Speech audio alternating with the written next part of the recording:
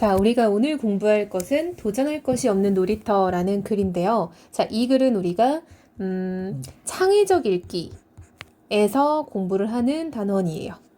오, 색깔이.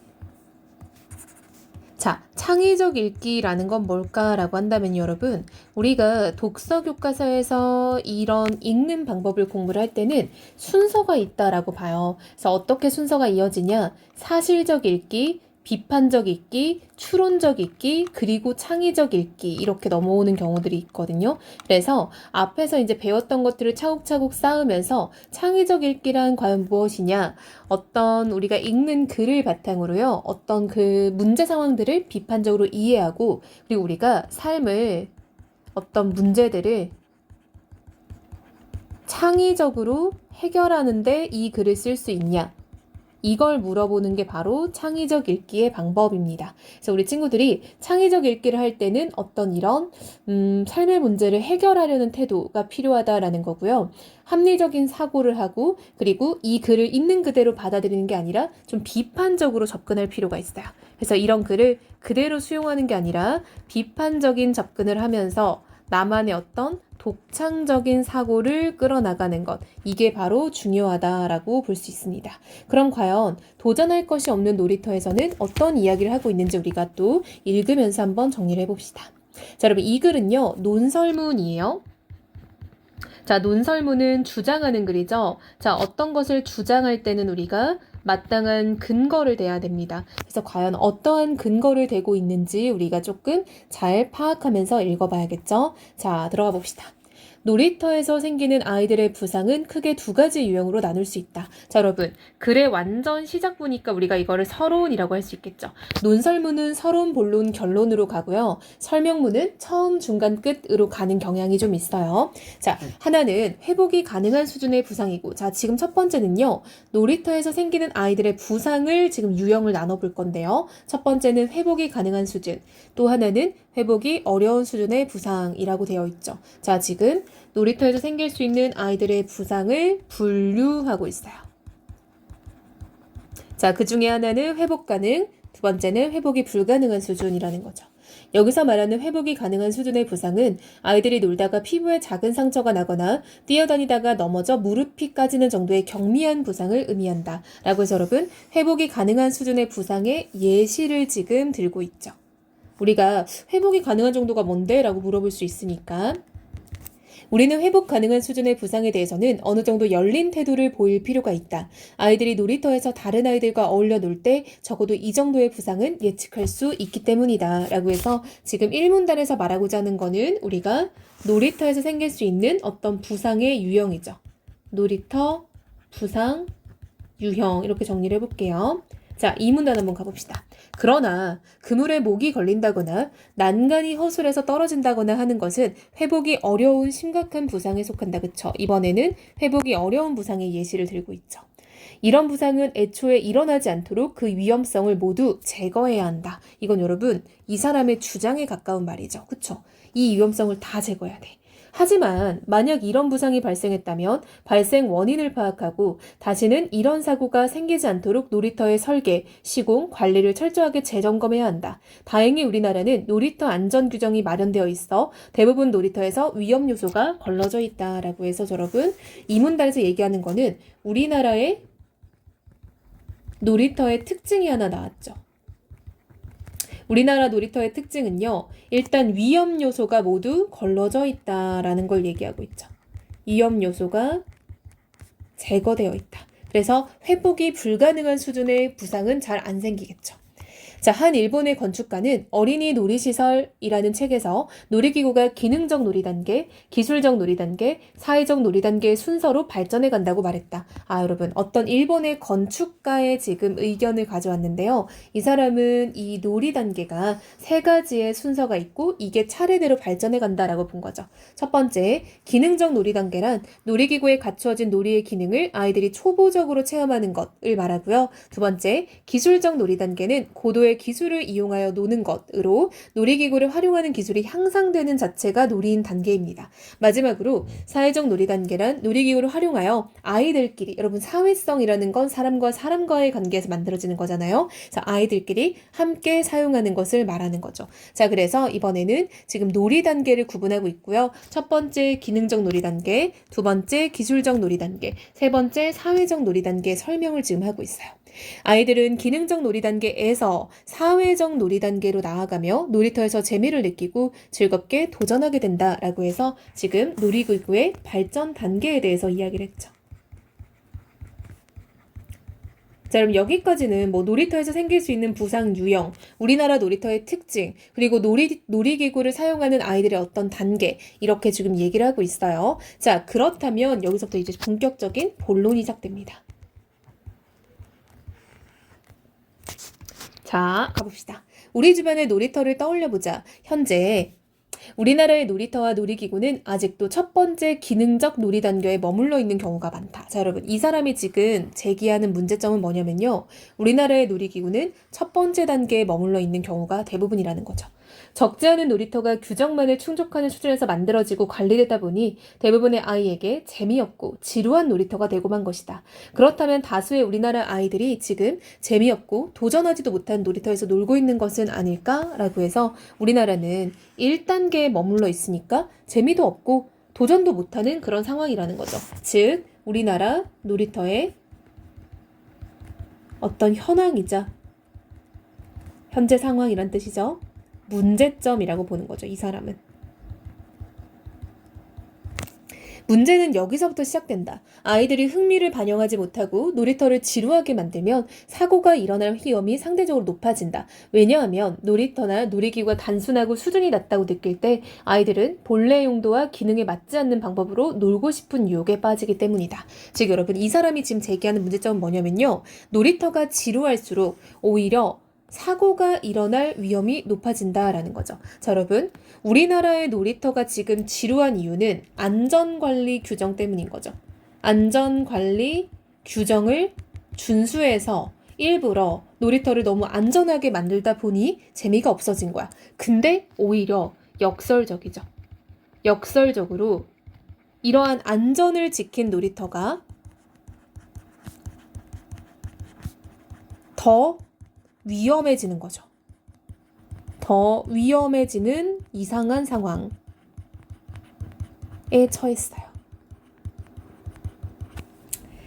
아이들이 길을 걷는 방식과 어른들이 길을 걷는 방식은 다르다라고 해서 지금 아이들과 어른들의 어떤 대조를 통해서 이야기를 전개하죠. 아이들은 막히면 어른처럼 돌아가지 않고 넘어서 가려 한다.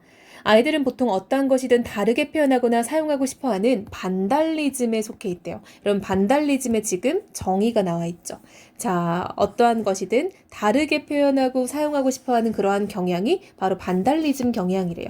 반달리즘 경향의 정의 나왔죠? 그들에게는 그게 놀이이기 때문이다. 놀이터에서 발생하는 이러한 반달리즘 경향의 원인은 다양성과 창의성이 부족한 놀이기구에서 찾을 수 있다. 자, 여러분, 이 사람은요, 우리나라의 놀이터가 다양하고 창의성이 부족한 놀이기구라는 거죠. 즉, 이거는 우리나라 놀이터의 문제점이라고 볼 수 있겠죠.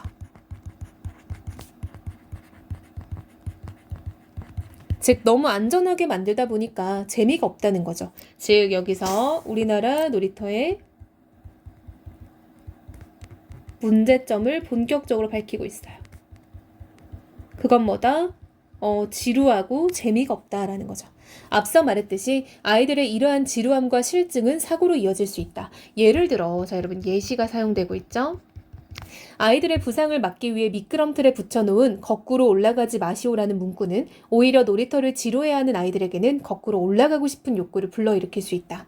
사실 이러한 문구는 미끄럼틀이 아이들에게 올라갔다가 미끄러져 내려오는 것 말고는 다르게 응용할 수 없는 놀이기구임을 드러내는 것이다. 그리고 더 큰 문제는 그럼에도 불구하고 놀이터에 이러한 미끄럼틀밖에 없다는 사실이다 라고 해서 지금 놀이터가 지루하니까 아이들에게 사고가 날 수밖에 없다라고 지금 예시를 하나 말하고 있죠. 즉, 놀이터에 어떤 뻔한 그 지루함이 사고로 이어지는 예시를 하나 얘기했어요.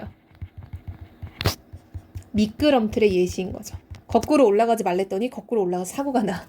자, 우리나라 놀이터는 어디를 가나? 놀이터 중앙에 조합 놀이대 1개와 그 주변에 그네 또는 시소 2개, 고무 매트나 고무칩 포장이 된 바닥으로 정형화되어 있다. 즉 여러분, 우리나라는 지금 이러한 어떤 놀이터가 되게 창의성 없이 되게 뻔하게 만들어져 있다라는 거죠.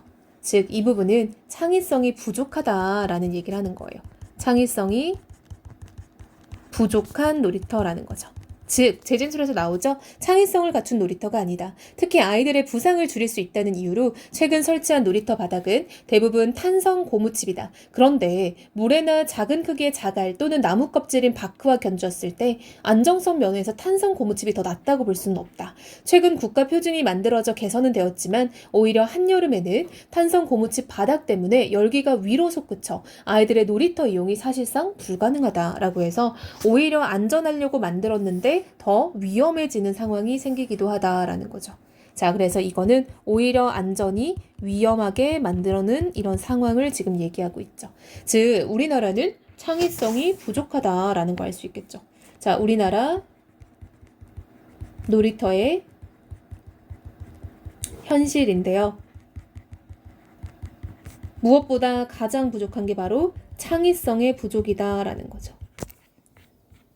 그런데도 고무 매트나 고무칩을 고집하는 까닭은 무엇일까? 그 이유 중 하나는 아이들의 건강이나 놀이터의 기능보다는 유지 관리가 쉬운 방법을 찾으려는 편의주의 때문이다 라고 해서 자, 우리나라의 놀이터의 문제점은요, 아이들 자체를 위하기보다는 어른들이 편리하려고 만드는 것 때문이다 라는 거죠. 이게 우리나라 놀이터의 문제점 2번이라고 할 수 있겠죠. 자, 여러분 1번은 뭐였어? 우리 위에서 봤죠?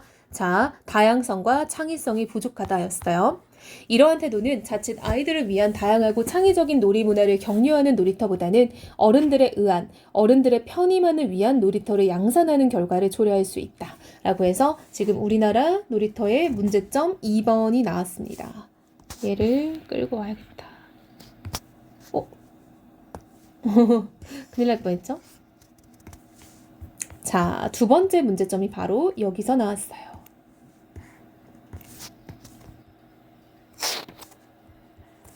그리고 우리나라에 지루한 놀이터만 있는 또 한 가지의 이유는 사회적 놀이 단계로 넘어가려고 하면 위험하다며 못하게 하는 어린들 때문이래요. 그쵸? 애들이 좀 갖고 놀려고 하면 그거 위험해 라고 막 소리 지르잖아요. 그쵸? 이게 바로 우리나라 놀이터의 문제점 3번이다 라는 거죠.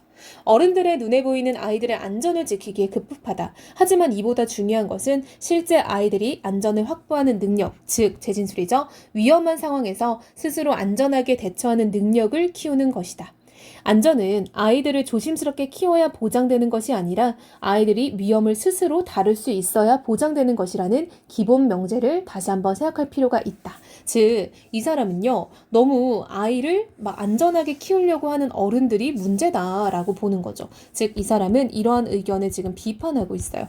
따라서 필요한 건 뭐냐? 안전은 아이들이 스스로 키워야 한다라는 거죠. 그래서 우리가 막 어른들의 입장에서 그거 위험해 하는 게 아니라 아이들 입장에서 조심해야 될 필요가 있다는 거예요. 자, 그래서 이 부분은 우리나라의 어떤 놀이터의 문제점 3번이 나옴과 동시에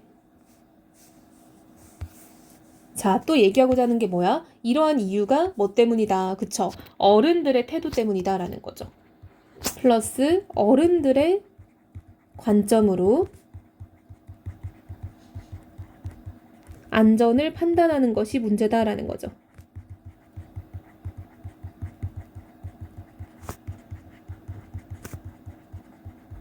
너무 그렇게 쉬쉬하다가는 아이들이 재밌게 놀 수가 없다는 거예요. 놀이는 도전을 의미한다.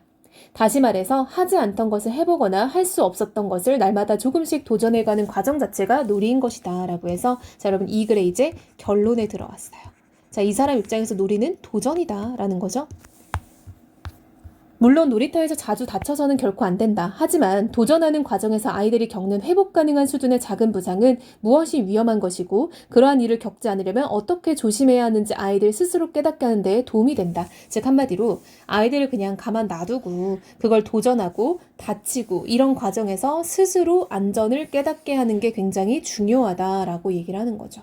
초등학생들을 대상으로 하는 놀이터를 유아 수준의 놀이터로 만들어 놓고 안전한 놀이터를 만들었다고 자만하는 것은 오히려 아이들에게 스스로 안전한 방법을 찾을 기회를 주지 않는 것이다 라고 지금 이 사람은 주장하고 있죠.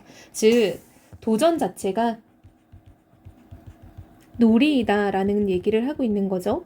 그리고 우리나라 놀이터의 문제는 뭐다? 너무 유치하게 만들어 놓고 오히려 애들이 좀 재밌게 놀려고 하면 위험해하고 못하게 하는 거죠.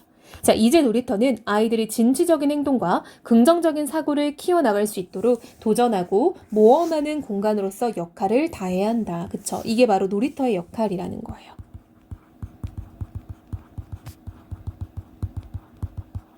그러기 위해서는 우리는 이제 안전이라는 기둥 옆에 도전과 모험이라는 기둥도 함께 세워야 한다. 이게 이 사람의 지금 어떤 포인트겠죠. 우리는 이제 안전만 따질 게 아니라 도전, 모험 이런 것도 중요하다라는 거죠.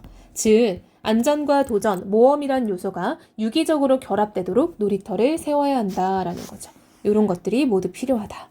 그러기 위해서는 우리가 진정으로 강조해야 하는 안전의 관점에서 흔히 위험이라고 말하는 요소들에 대해 좀 더 깊게 생각해 볼 필요가 있다. 이 부분에 관해 밝은 눈을 가진 사람의 글을 짧게 소개할 거래요, 여러분. 자, 이런 걸 우리가 인용이라고 하죠. 나와 비슷한 의견을 가진 사람의 글을 인용하면 나의 주장을 더 설득력 있게 강조할 수 있겠죠. 애당초 아이들의 놀이란 다소 모험적이고 더러우며 시끄럽다. 그런 점을 배제하고 놀이 규제하려고 들면 아이들은 아무래도 소극적이고 수동적으로 되기 쉽다. 놀이터의 기본 이념은 자유로운 놀이 공간을 제공하는 것이다. 제약에서 벗어난 공간은 아이들의 마음을 설레게 한다. 그런 의미에서 놀이터는 놀게 해주는 곳이 되어서는 안 되며 자발적으로 노는 곳으로 자리매김해야 한다라고 해서 이 사람은 우리나라에 필요한 놀이터에 대해서 이야기를 하고 있죠. 즉 어떤 놀이터? 스스로 도전하는 놀이터가 필요하다라고 보는 거죠. 자, 여러분 이 글은 논설문이었죠. 자, 이 사람의 주장은 뭐야? 그쵸? 아이들은 놀이터에서 도전을 해야 된다라는 거죠. 즉 우리 한번 위로 넘어가서 정리 좀 해볼게요. 자, 이 글의 주제는 뭐야? 도전하는 놀이터가 필요하다라는 거죠. 자, 이거를 강조하기 위해서 이 사람이 쓴 방식은요. 예시를 들어서 지금 이야기를 하고 있죠. 우리나라의 미끄럼틀이 얼마나 재미없는지, 그러니까 애들이 어떤 짓을 하는지. 그다음 두 번째로 다른 사람의 글을 인용하고 있죠. 그래서 자신의 주장에 설득력을 높이고 있죠. 이 정도로 정리하면은 이 글은 뭐 크게 어렵지 않을 것 같아요. 그래도 독서 글은 여러분 좀 호흡이 기니까 영상이 끝나고 나면은 꼭 다시 한번 읽어보면서 이해가 안 가는 것은 없는지 한번 체크해 봐야겠죠?